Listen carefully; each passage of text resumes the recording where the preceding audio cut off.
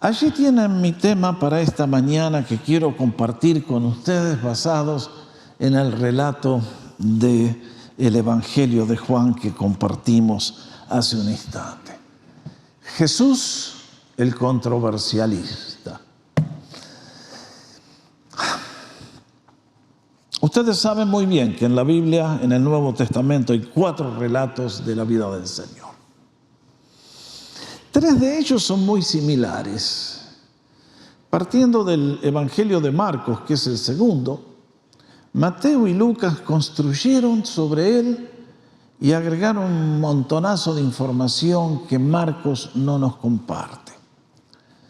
Sin embargo, pasaron 60 años desde que el Señor murió y Juan, al fin del siglo, guiado por el Espíritu, compone el Evangelio de Juan. Si usted lo ha leído, es completamente distinto a los otros 3. Aquí Jesús se nos da información de él que no contienen los otros relatos. Salvo por un par de milagros, es todo material diferente, y gracias Juan por habernos dado tanta información valiosa, porque si él no lo hubiera dado, ¿cuánto hubiéramos perdido? Y el Evangelio de Juan, ustedes ya lo hemos dicho muchas veces, ¿fue escrito para qué? Hizo Jesús muchas otras señales que no están escritas en este libro, pero estas se escribieron ¿para qué? Para que creyendo tengan vida en su nombre. Y bendito sea el Señor. Él está vivo y el Evangelio de Juan sigue llevando fruto y produciendo vida en miles y millones de personas en este día para bendición nuestra. Así que cada vez que yo vengo al Evangelio, encuentro un Cristo viviente que sigue hablando y bendiciendo. Ahora, el tema de hoy, ya se dieron cuenta cuando leímos, ya lo hemos visto antes. La presencia del Señor en el mundo siempre creó controversias, siempre creó conflictos.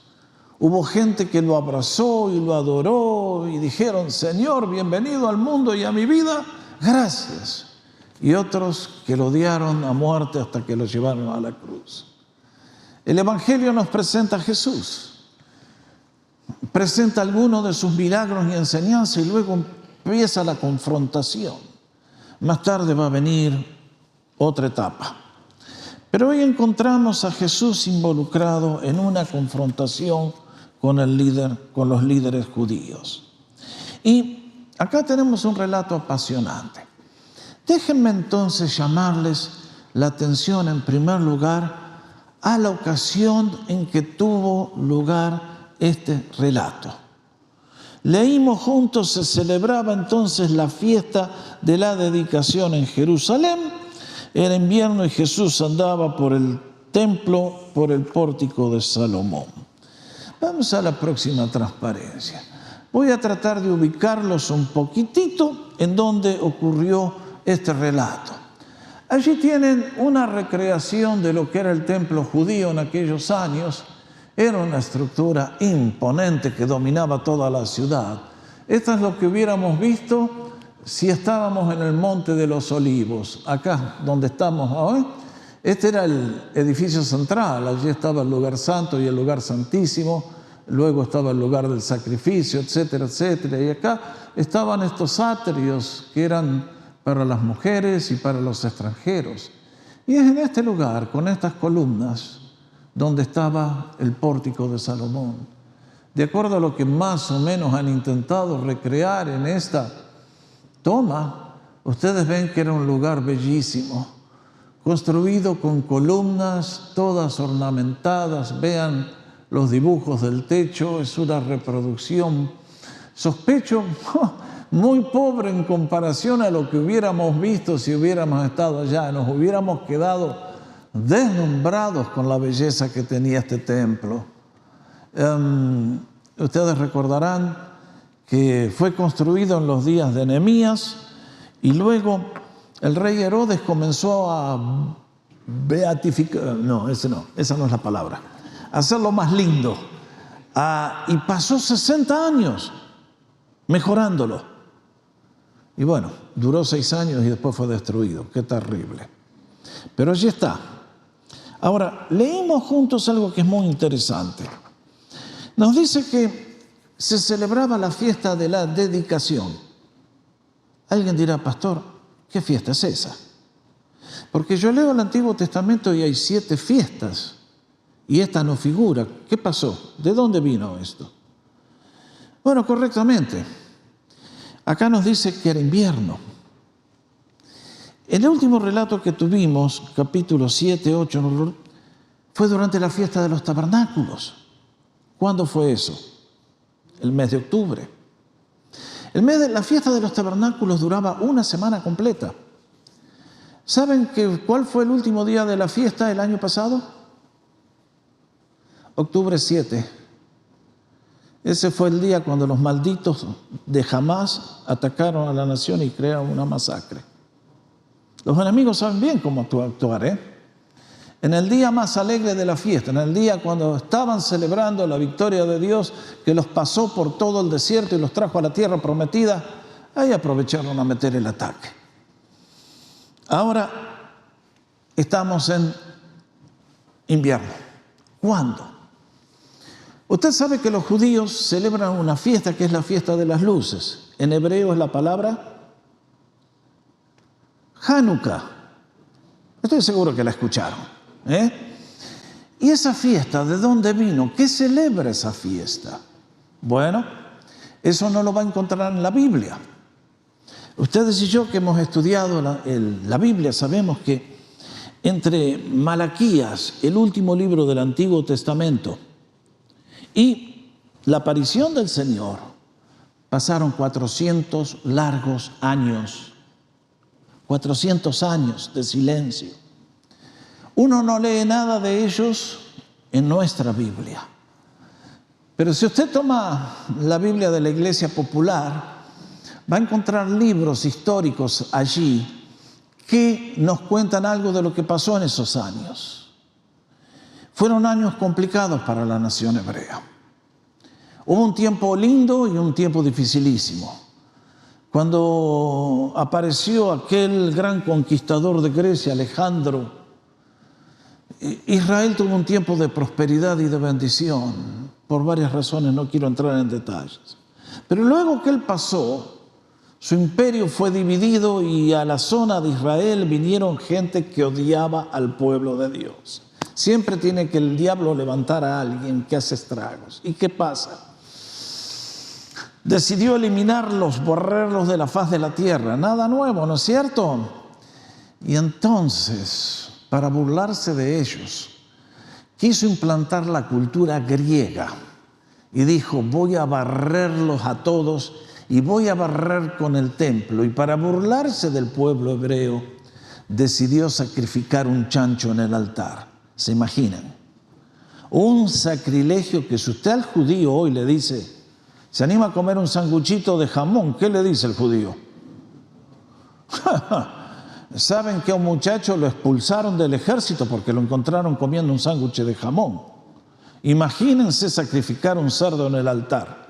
Bueno, cuando llegó ese día, una familia de judíos celosos por la nación empezaron a hacer guerra de guerrillas, se unió un ejército, finalmente sacaron a estos sinvergüenzas criminales y entonces los expulsaron de la tierra, volvieron al templo, lo limpiaron, lo rededicaron.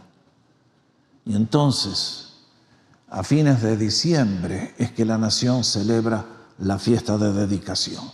Ese es el tiempo cuando tiene lugar esta historia, en lo que es nuestra Navidad. Y ustedes saben, ¿por qué Jesús está en el pórtico de Salomón? Porque ¿qué pasa en diciembre?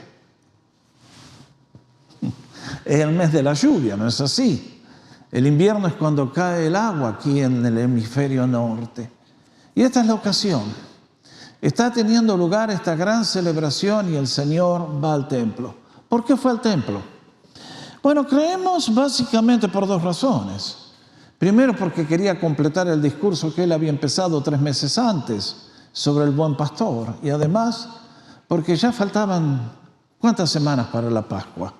cuando iba a entregar su vida. Muy poquititas. ¿Y se acuerdan los arreglos que hizo el Señor? Cuando llegó el día de la entrada triunfal, le dijo a los apóstoles: muchachos, vayan allá que va a haber un burrito que... ¿Cuándo hizo el Señor esos arreglos? Posiblemente en esta visita. Ahora, el Señor llegó al templo de Salomón y no podía ser que se escape de las controversias. Evidentemente Jesús había impactado a la nación, seguía impactándola, y había dividido a la nación como siempre la hacen los milagros del Señor.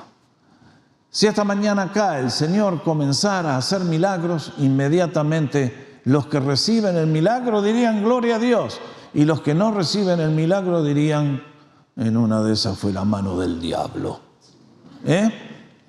Allá en Argentina, durante la década del 80, se levantaron hombres que realmente Dios utilizó con mucho poder, y de repente aparecieron gente con emplomaduras nuevas en los dientes. Lo que se quedaba la gente asombrada. Out of nowhere, boom, un milagro. ¡Oh! Imagínense, se produjo un estallido de alegría y de bronca. Es lo mismo que ocurrió en los tiempos del Señor. Los milagros del Señor siempre traen conflicto. Le sacuden la rama al que está cómodo y le obliga a pensar: ¿qué es esto? ¿Qué me está tratando de decir Dios a mí? Y en este caso, ustedes ven. Como consecuencia de que lo ven al Señor, los líderes judíos lo vienen a rodear. Y entonces encontramos la primera confrontación. Versículo 24. Entonces lo rodearon los judíos y le dijeron: ¿hasta cuándo nos tendrás en suspenso? Si tú eres el Cristo, dilo abiertamente. Ay, mis hermanos, qué frase tan triste esta. Durante casi 3 años el Señor había manifestado su persona, su programa, sus enseñanzas, sus milagros. Y esta gente no quiso creer. Se los había dicho, lo había demostrado con los milagros. Y esta gente, nada. Y ahora les vienen a confrontar al Señor diciendo: bueno, a ver, dinos abiertamente.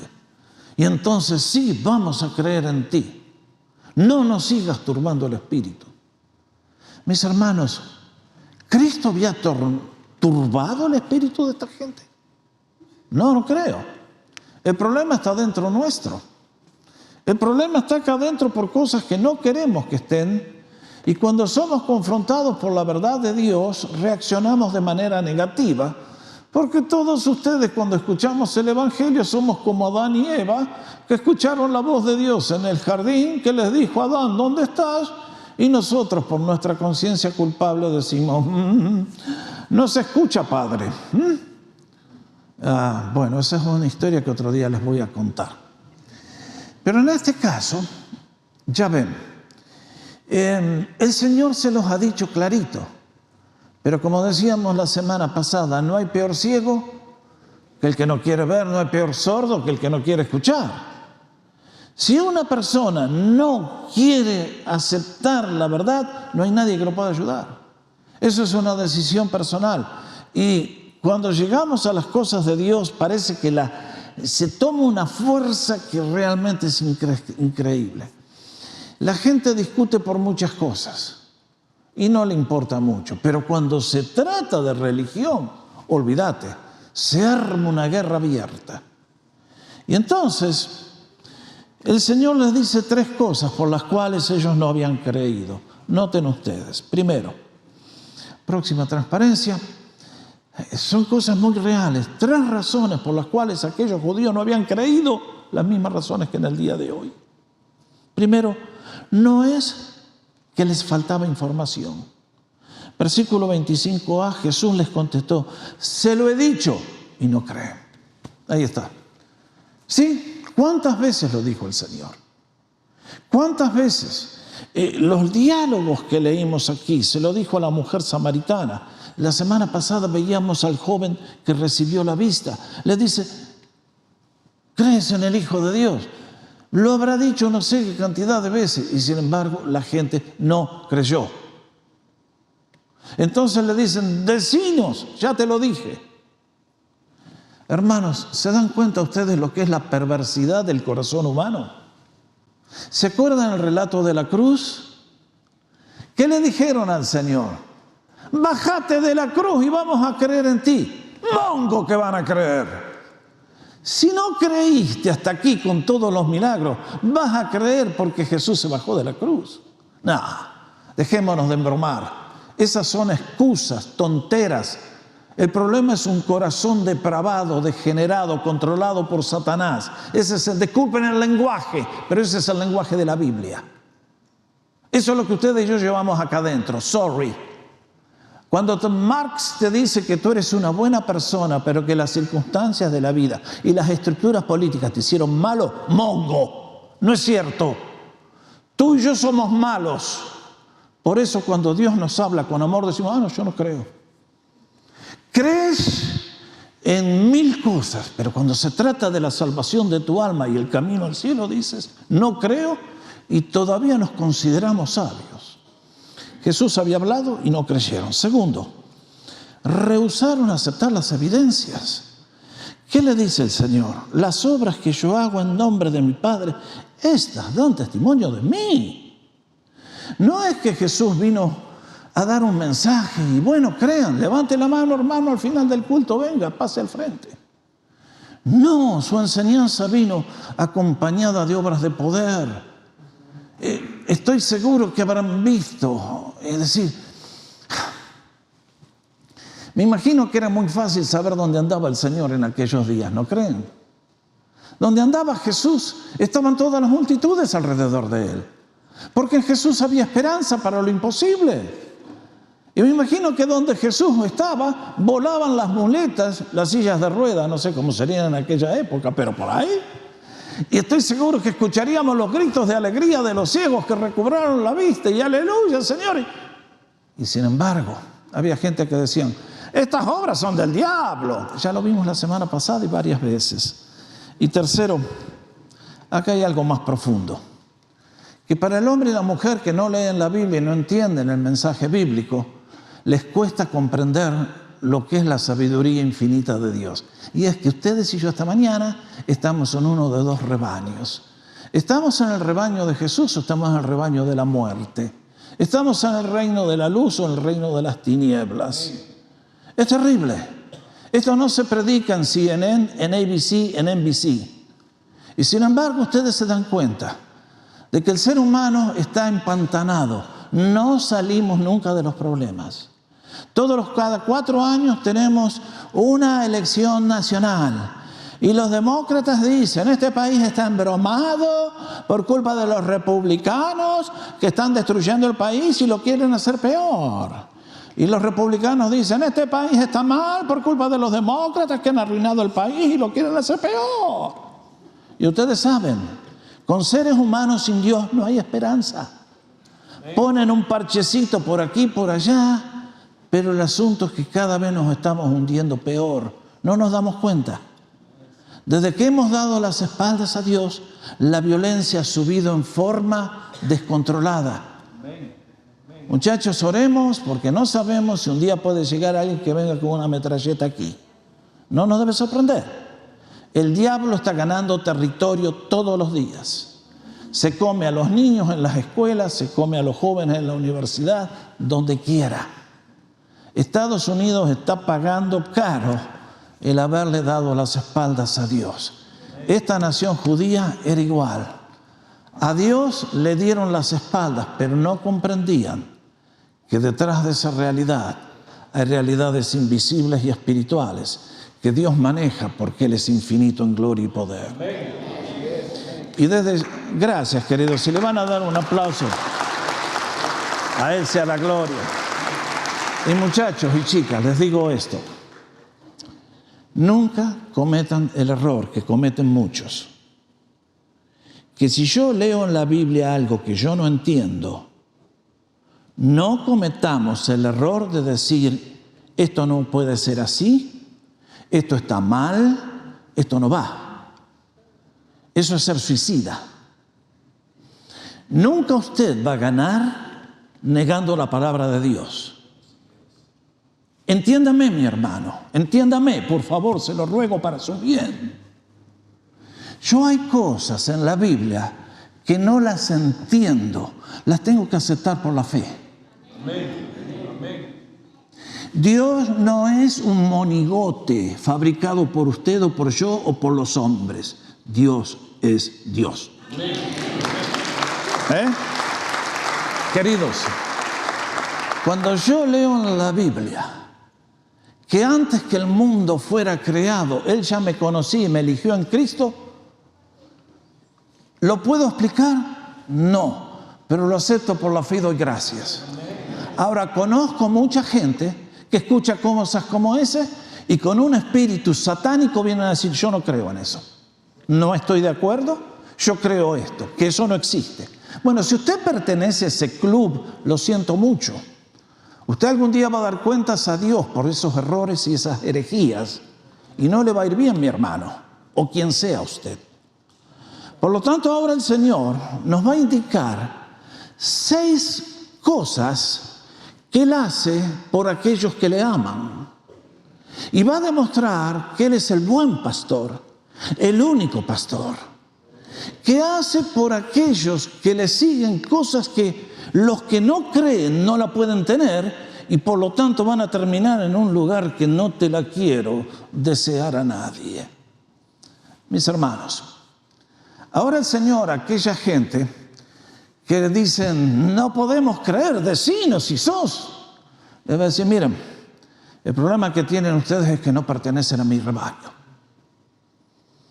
Y acá en estos próximos versículos encontramos lo que es la descripción de un verdadero cristiano, de alguien que tiene una relación dinámica y creciente con Jesús.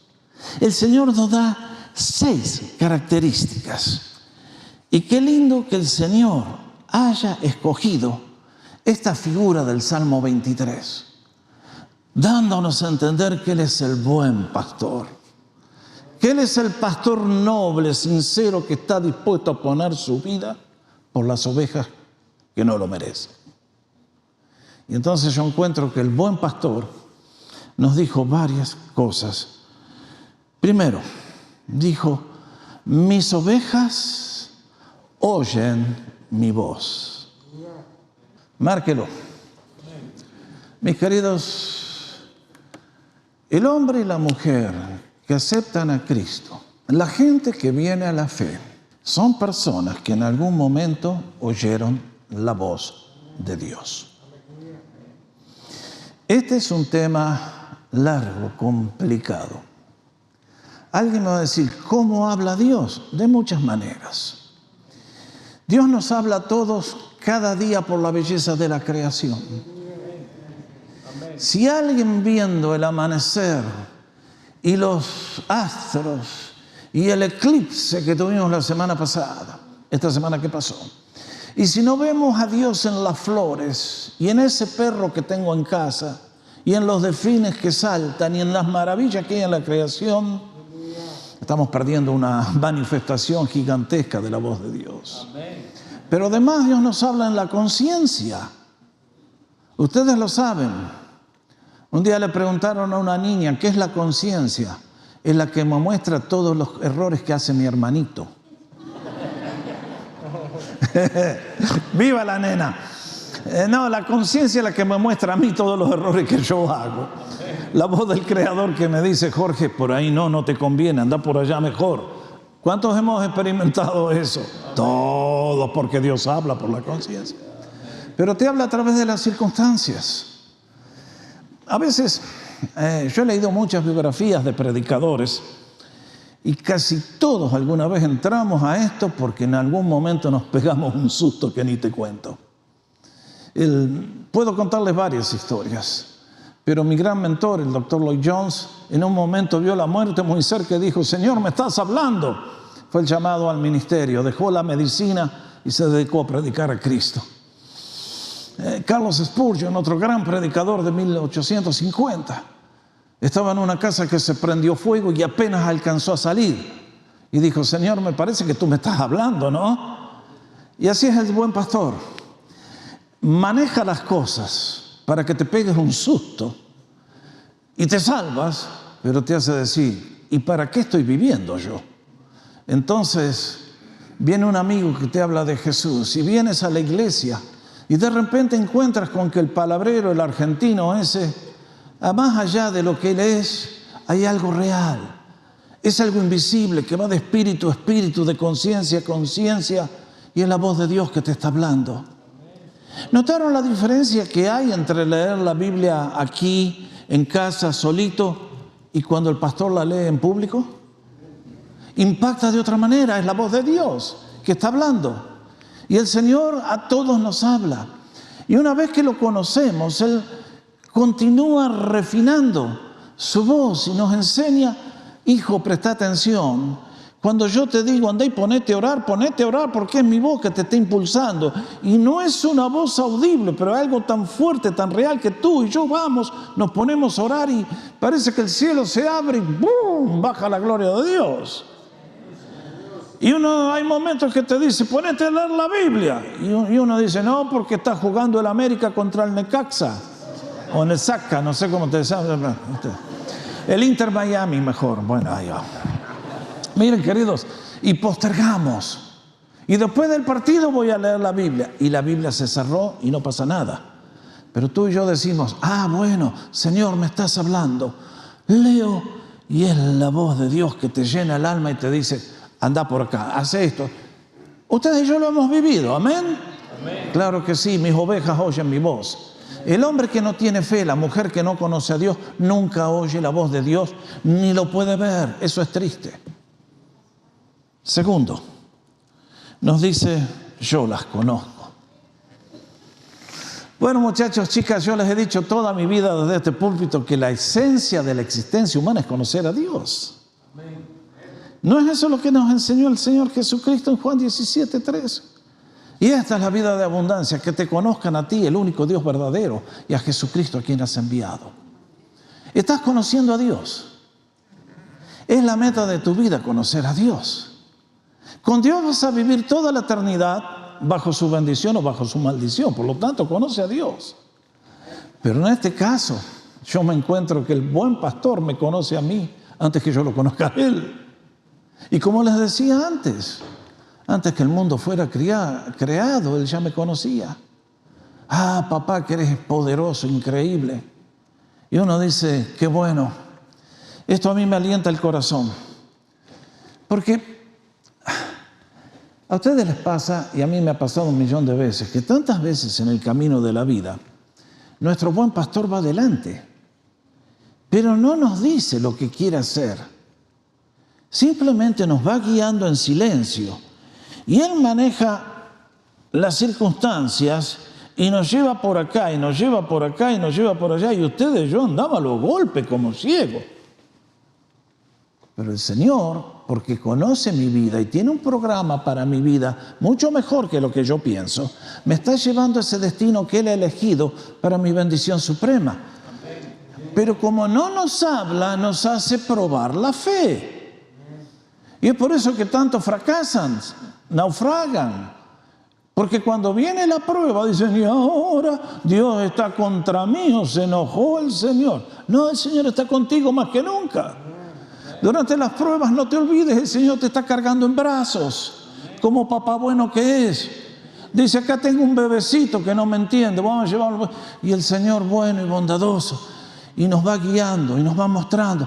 Nos quiere llevar al centro de su voluntad y a ser útiles en sus manos de acuerdo a la luz de la eternidad, no de acuerdo a los preceptos del mundo. Sí, Él nos conoce. Y es por eso que ustedes y yo, cuando estamos en esos momentos, cuando es toda oscuridad, cuando es todo un túnel que no sé cómo salgo, que estoy en caída libre y me voy a estrellar, ese es el momento cuando ustedes y yo decimos, papá, no la veo, ayúdame, guíame. El Señor me conoce y saben qué zapatos estoy caminando. Gloria a Dios. Sí. Y dice más, las ovejas me siguen. Bueno, acá hay algo que es realmente notable. Esto no se ve en Norteamérica. Los granjeros me han dicho que esto no ocurre acá. Pero ustedes saben que en el tiempo del Señor las cosas eran muy diferentes. Nos cuentan que en aquellos años había un solo corral. Y digamos que había 10 pastores con rebaño. Venían todos y metían a todas las ovejas juntas. Y a la mañana siguiente, ¿cómo las separaban? Bueno, parece mentira, pero esos animalitos tan simples tienen una sensibilidad que cuando aparecía el pastor Sánchez, todas las ovejas del pastor Sánchez salían. Y venía el pastor Rodríguez y todas las ovejas del pastor Rodríguez salían. Increíble. Ustedes vieron que acá vemos las escenas y ven un rebaño y tienen un perro que las guía o tienen el pastor. Allá el pastor salía y todas las ovejas venían detrás de él. Asombroso lo que el Señor hacía. Y lo que dice aquí es, y las ovejas me siguen. Ah, claro. La oveja verdadera sigue a Jesús. Y lo hacemos con alegría. Si alguien lo ve a usted esta mañana, que vino a la iglesia, en un día con lluvia, con frío, ¿no dirían que usted está loco? Pero ustedes y yo hemos encontrado vida eterna en esta casa. Aquí está el pastor, aquí está la voz de Dios, aquí está su bendición. Y ustedes y yo, desde el día que comenzamos a seguirlo, ¿y qué encontramos? Vida en abundancia y más vida en abundancia y más vida en abundancia y más vida en abundancia. ¿Notaron que al cristiano no hay que empujarlo? El cristiano viene solito. Amén. Ahora las cosas se han complicado un poco con el nuevo mundo en que vivimos.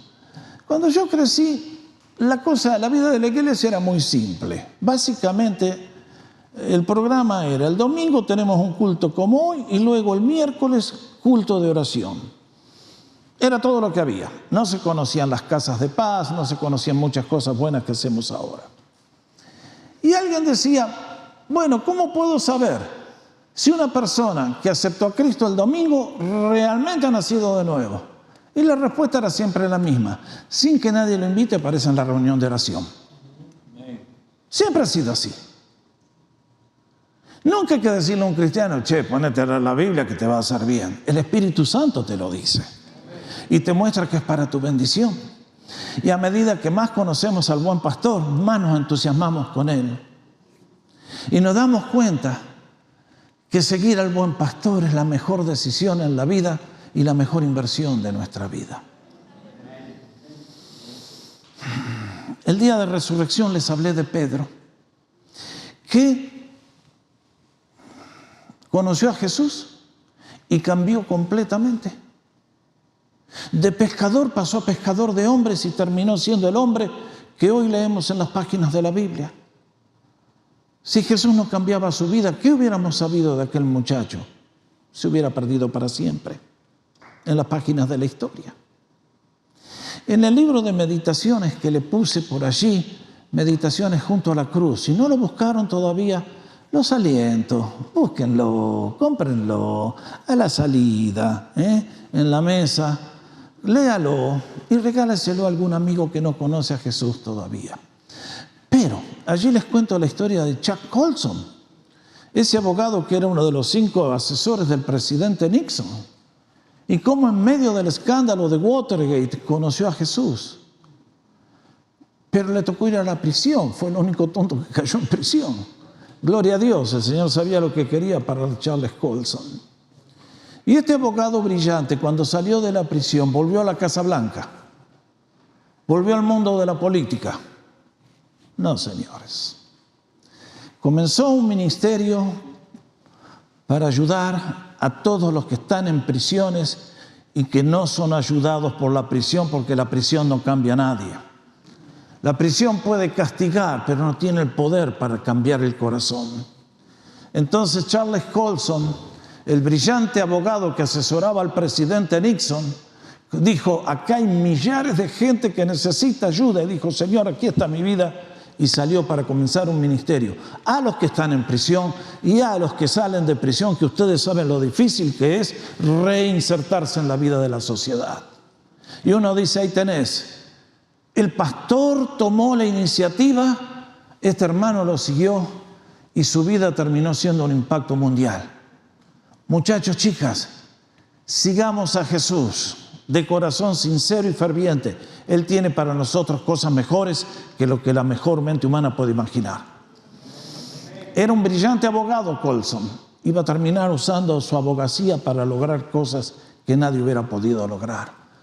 Tú eres alguien a quien el pastor conoce, te ama, tiene un plan para tu vida.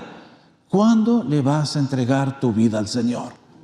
No se la niegues, no la restrinjas. Dale toda tu vida sin reservas.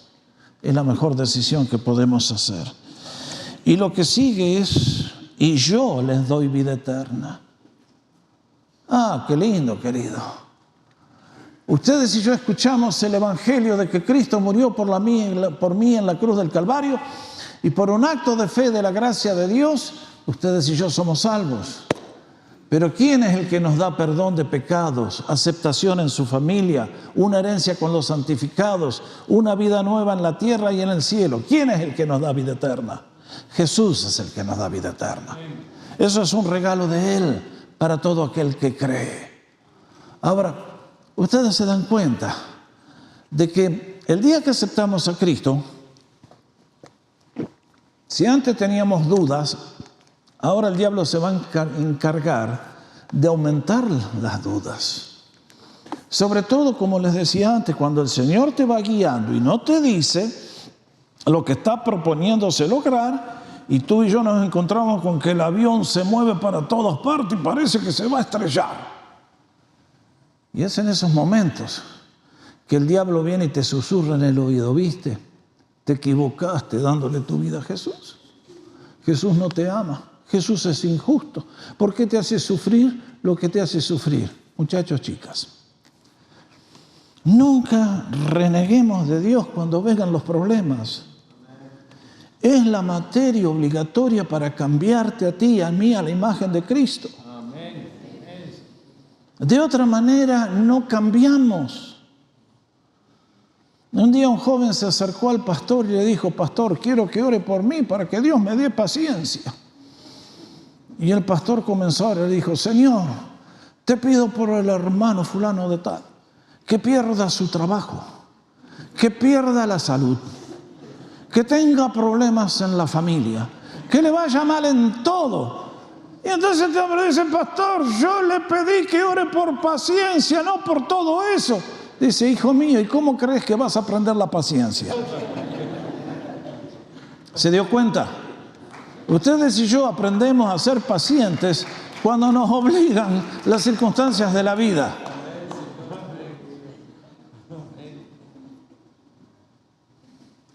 Dios nos dice: amen. Y a usted le cuesta amar. Excepto a mí, que soy tan maravilloso, ¿no es cierto? Pero ustedes y yo, ¿por qué necesitamos amar a la gente? Porque los humanos somos complicadísimos. Disculpe, hermano, no lo quiero ofender, pero a usted hay que amarlo, querido, para aguantarlo. A usted no lo paso ni con 7-Up, pero por amor a Dios tengo que amarlo. Vaya que todos necesitamos amor, ¿no? Y así es, muchachos. Por eso la crisis del matrimonio actualmente. Queremos amar, pero ¿cómo? Como ama Hollywood, que el matrimonio promedio dura 2 días. ¿Tenés algo que no me gusta? ¡Pum! De taquito te mando para el otro lado. En el matrimonio necesitamos amor, porque vos no sos simple, querida. Ni tú eres simple, angelito de Dios. Más vale estamos llenos de verrugas y defectos y problemas, y más ya que hay que practicar el amor. Ah, qué cosa, ¿no? Y cuando Dios nos mete en el horno, decimos: ¡ay, qué malo que es Dios! No, Dios nos está transformando para tu bien. Te quiere ser una persona valiosa.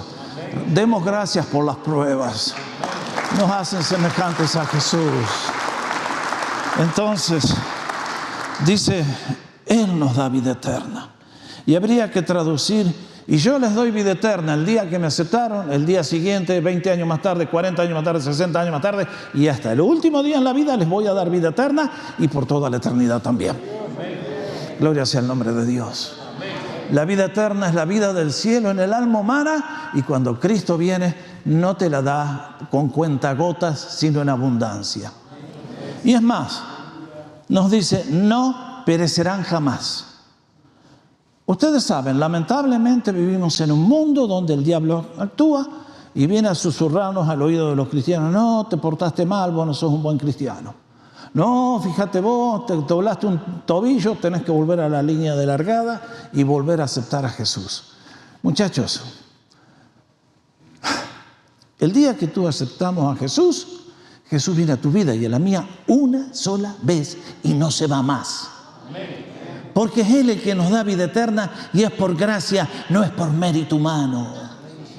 Por lo tanto, yo me deleito en Cristo Jesús, sabiendo que es su muerte en la cruz la que perdonó toda mi culpa, me aceptó en su familia.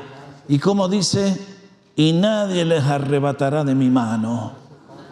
Cuando un creyente entrega su vida a Jesús, ¿qué poder puede haber en el universo para que una oveja de Cristo sea arrebatada de las manos del buen pastor? No existe ese poder. Por eso aquí encuentro la seguridad más grande que hay para el creyente. Mi vida, a la luz de la eternidad, no depende ni de mi coco, ni de mi corazón, ni de nada, sino de la gracia, la misericordia y el amor de Dios que dice, nadie la va a arrebatar de mi mano. Gloria a Dios. Y es entonces que aquí encontramos que no es solamente que el Señor está activo, sino también el Padre. Vean lo que dice, mi Padre que me las ha dado es mayor que todos y nadie las puede arrebatar de las manos del Padre. Cristo es el que vino a este mundo para revelarnos el corazón de Dios. Y acá está el misterio de la Santa Trinidad, que no traten de explicarlo porque se van a meter en un lío. Yo no intento con esas cosas.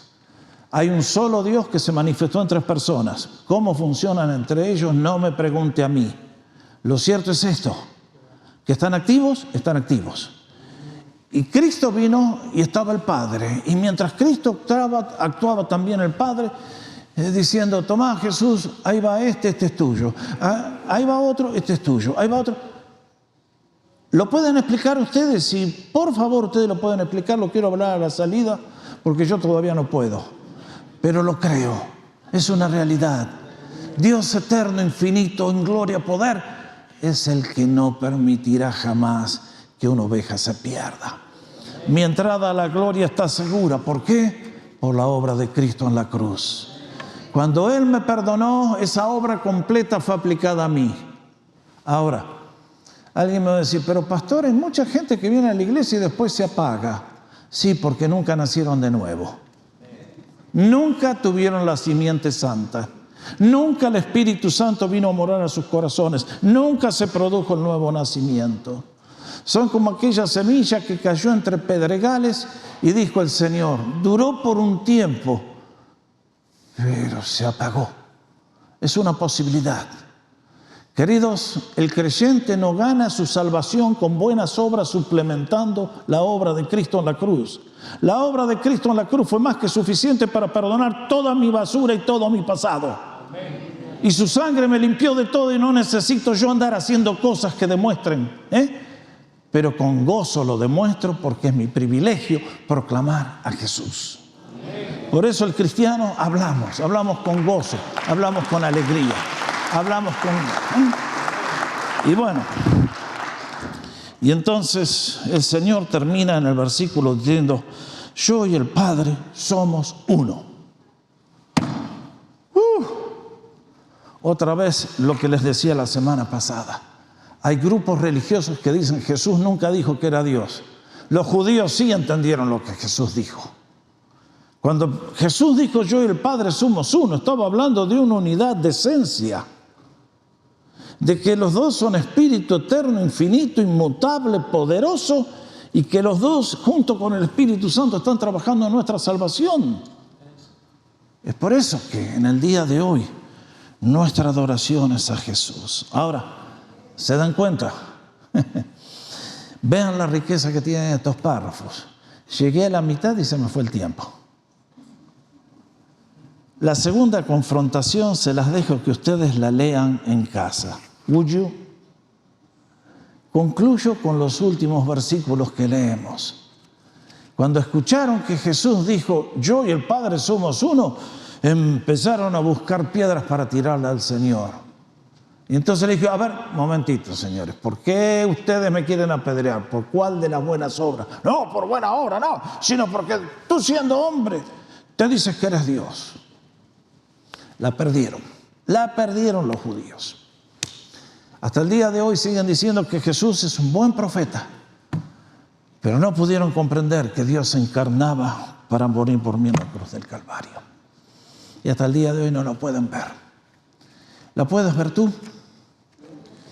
Aquel día, como ustedes ven, Jesús los llevó a las Escrituras, citó para ellos el Salmo 82, y luego, antes que tomaran las piedras y comenzaran a arrojarlas, me imagino que el Señor con su mirada los miró, pasó y se fue. Salió por la puerta, cruzó al otro lado del Jordán, se fue, y allí habría de esperar los próximos meses hasta los eventos finales. Pero lo bueno es que hasta el último minuto la controversia siguió. Pero me encanta que el capítulo termina diciendo, y muchos creyeron en él allí. Y mis queridos, esta es la esperanza que yo tengo todos los domingos. Que alguien que está aquí en esta mañana pueda decir, yo creo en Jesús. De manera personal, individual, completa, total. Señor, yo creo en ti. Mis queridos, cuando entregamos nuestra vida a Jesús, eso es vida eterna, es vida eterna. Calidad de Dios en mi alma, y es un proceso que comienza en la tierra y se extenderá por todos los siglos de la eternidad. Sí, este es el buen pastor. Este es el único pastor. Es el único pastor que estuvo dispuesto a dar su vida por las ovejas que somos tú y yo. Y que somos animales indefensos que nos pueden... Pero bendito sea que el pastor de los pastores se entregó por ti y por mí, y cuando tú y yo le entregamos nuestra vida, ese pastor viene a vivir en mi corazón, y a partir de ahí, Él es el que me da vida eterna, y yo comienzo a escuchar su voz y obedecerle y a seguirle, y nada me podrá arrebatar de las manos de mi pastor. A esto nos ha llamado Jesús, queridos, a una vida de abundancia. Nos ponemos de pie para adorar.